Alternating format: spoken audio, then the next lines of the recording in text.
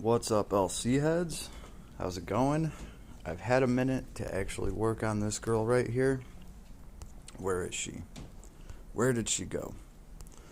Where's the newest addition to our cheesy OP support class over here? Here she is.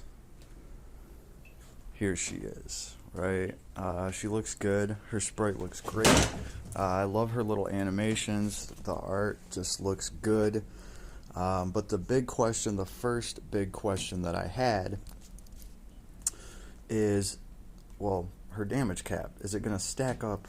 Am I going to be able to stack hers and Lilibette's together on a unit like, I don't know, Angela, taking advantage of magical killers? Because that's kind of like a big deal for a unit like that, raising her damage cap. I've been talking about that. So we're going to see if we can do exactly that. Here's the party that we're going to be running, right? We have Angela, who has like a dragon geyser. She has a dragon slayer with her magic. So we're going to go fight a dragon. And what's going to happen is Lilibette is going to enhance that slayer, because it is still technically a slayer ability. So Lilibette's going to enhance it. She's going to make it do more damage, which is like alright. Angela doesn't really need it that bad because she's at damage cap already, but it's going to increase damage cap by a little bit as well. We'll see that in her buffs. Cool, we know that works. I've done a video on it, right? I've tested it before. But now, our little maiden over here is going to throw her S4. That's why she's rocking this arc. So as soon as the fight starts, I can throw her S4. That is also going to increase the damage cap for all attributes. That is going to that's going to affect magic. So that should increase her damage cap even more. So instead of hitting for 30,000, this girl should effectively be hitting closer to 40,000 if everything adds up and tallies up right. Let's see if we can get that to work. And then real quick, I've never really showcased the difference between Angela's magic and typical Last Cloudia magic. So we'll do that here at the end because it is quite the difference. You guys will just see how the damage works. I feel like with traditional Last Cloudia spells, you need critical. You need your crit. But for the mana magic, it seems like you don't really need it. Alright, I believe this is him. The Guardian, right? So we're just gonna go in here. We're gonna strike this fool down.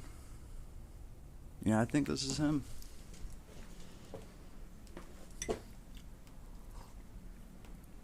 I don't know, I've tried to fight this thing before and found a bee instead.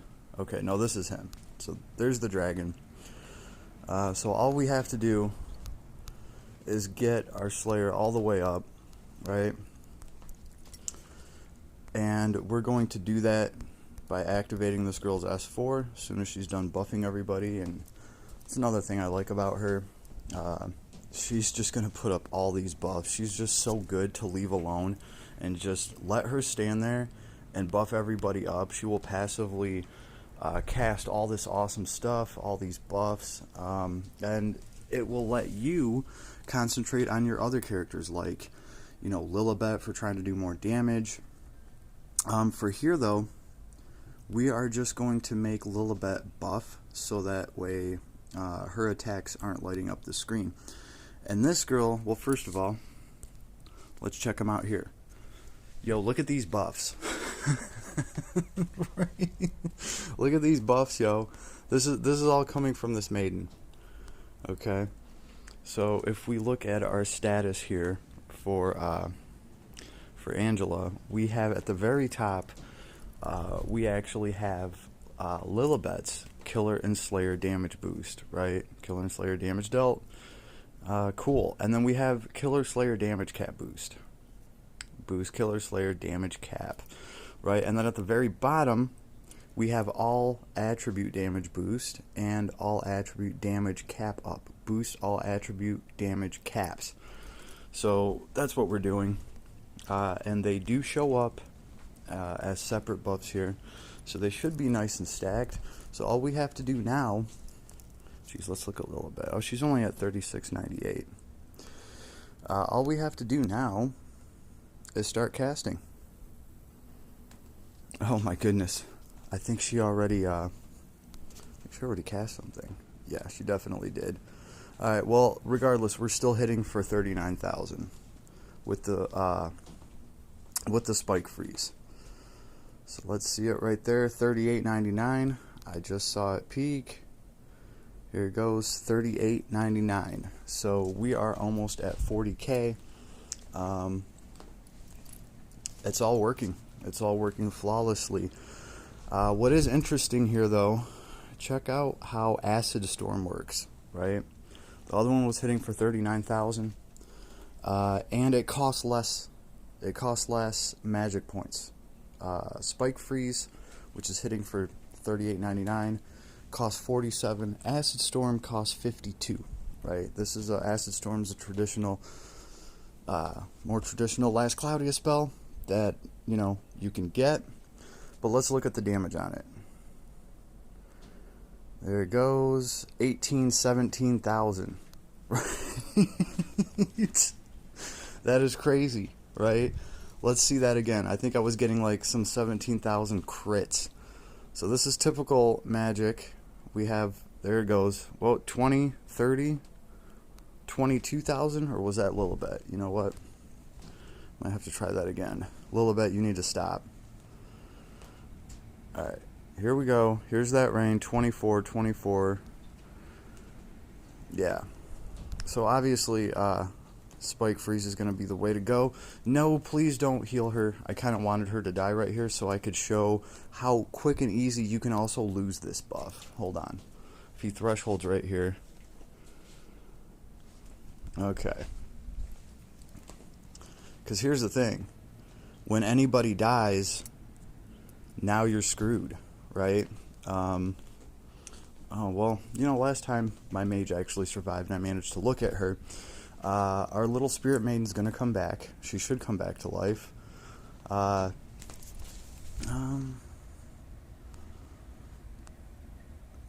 Anytime now. Alright, so now both of them have revived. If we look at this girl now, we don't have anything, yo. Like, here's Angela, just got brought back for life, to life. We don't have any statuses up. We don't have any bonuses or boosts to killers or slayers or damage cap or any of that. So now she's only going to hit for 30,000 again. I can even give it a second. See what goes off on her. Crit rate boost. Nope. Nope. But what we can do, we can go right back to this chick. And we can at least reapply that. I don't know how we're going to get the damage cap buff back from Lilebette. Yeah. Because it should be proccing on this girl. She has the highest attack. Alright. But here is, we have the all attribute damage cap up. We have that up. Right? So it looks like, obviously, the damage cap boost and the slayer boost from Lilebette is going to be the harder one to keep, right? Because at any given point in time, I can just drop the Maiden's S4. That's what you're going to do when somebody dies anyway, because it brings somebody back to life, right? But it's also going to give damage boost to everybody. And it's obviously going to do it better than, what Lilebette brings to the table on her own. Let's not forget, though, Lilebette by herself is a top-tier damage dealer, even without her her support ability for killers and slayers. It is just nice to see that they actually do stack up, and this is about how quick you will lose it, too, if you get wiped. At least this girl's can get, it can get applied as soon as you can drop her S4, so that is nice, and we will try to finish this fool off with Spike Freeze. See, now we're only hitting for 36. 35.99 with that Spike Freeze. 40's a lot better. So it is cool that they stack. Very, very nice. Don't think that this is the only thing that this new support character of ours can do. I'll make another video just actually going over her, going through the details with her. But the important thing is, yes, their damage cap boost and Slayer boost, they stack. They stack together, and you can get it on a mage like Angela. You can increase her damage cap, and she can just rip like a freaking chainsaw, right?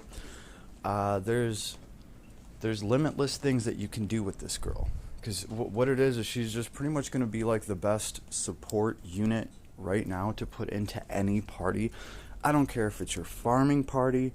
I mean, if you're having trouble clearing something, especially if it's your farming party, this is the girl I would put into the farming party, because she's not really going to do any damage. She's going to let your rogues do their work, and she's going to help them get kills, if anything, by increasing their damage cap. And she's just going to kind of stay in the back and support everybody. And she's just the best at that. Okay, you guys just saw me make videos on Prim, and you guys saw me complaining with Prim just how hard it is to actually effectively use her as a buffer. It actually takes time. You got to switch over to Prim. You got to stop her from running, because she's going to try to go punch somebody in the face, right? And you have to stop her from doing that and interrupt what she's naturally trying to do for some dumb reason. And you have to get her to start getting these buffs off, and things interrupt her. She wants to run. A lot of times you take control of Prim, you have to make her run the other way and stop, and then you throw up your next buff or whatever.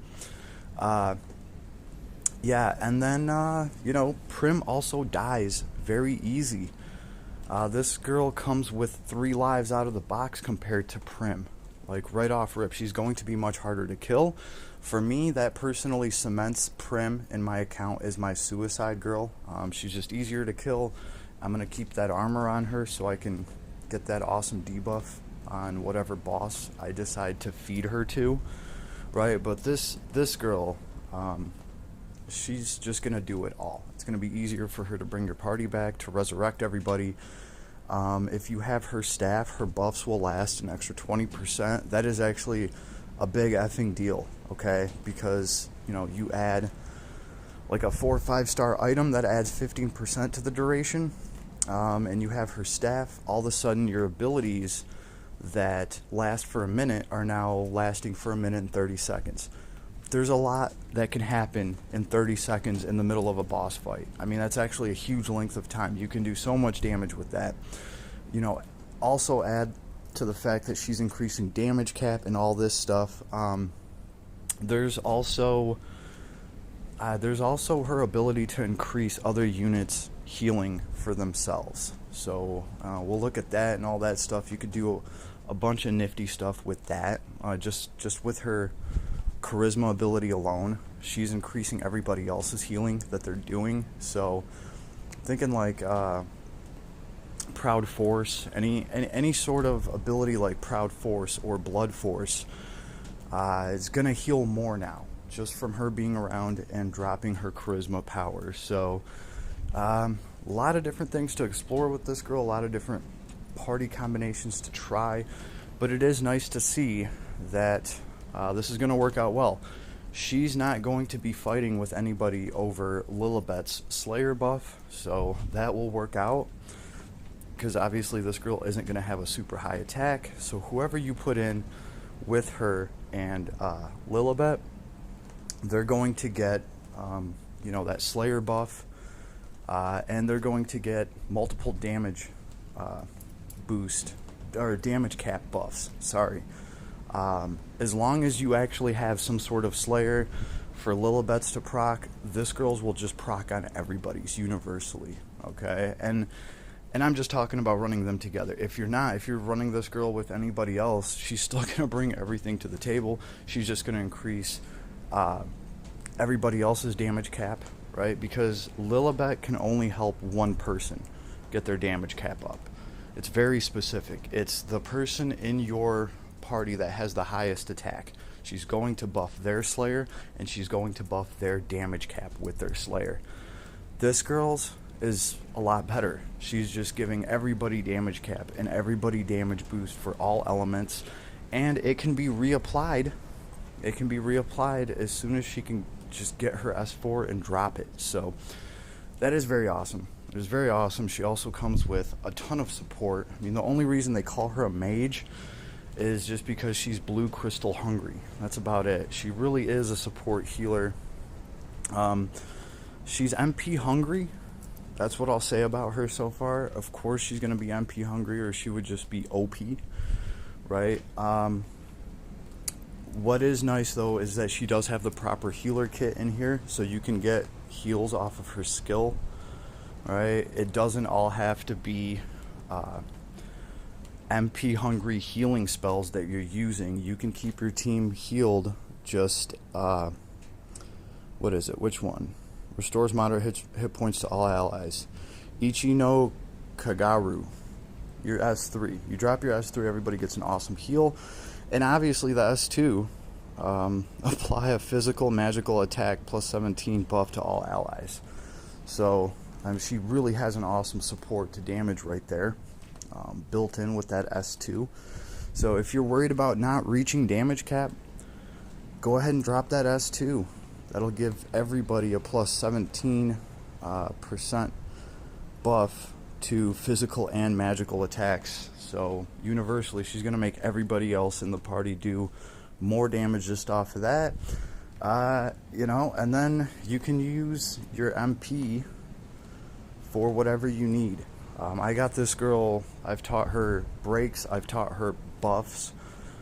She can just be that whole department for you. And it's not, her damage really isn't going to matter. She has Ether Strike. It's a long range medium area light combo attack around the unit and target enemy. Boost damage against god types. So I don't know if that's ever going to play into anything. Like, oh, it's a good thing I had that S1 with that damage boost, or I wouldn't have made this fight. But you know, trying to get any damage out of this girl at all is just meh, which is why I didn't really care about her staff as opposed to her armor. The staff does have that plus 20% buff duration though. I might go back in and get that thing. I'm thinking about it. But one of the things the staff had on it is like plus 30% to light damage, and I'm like, I don't even care how much damage this girl's doing. Not to mention, she doesn't even come with any spells, any light spells or anything like that. So it's not like they gave her any attack magic at all. You would have to pay for it. Like, I'd have to put Holy Bolt on her. And I don't feel like I want to do that, because I don't want her casting and taking up her precious MP, because she can do so much with that MP, just with the buffs and all the stuff that she brings. I want to save it all for that.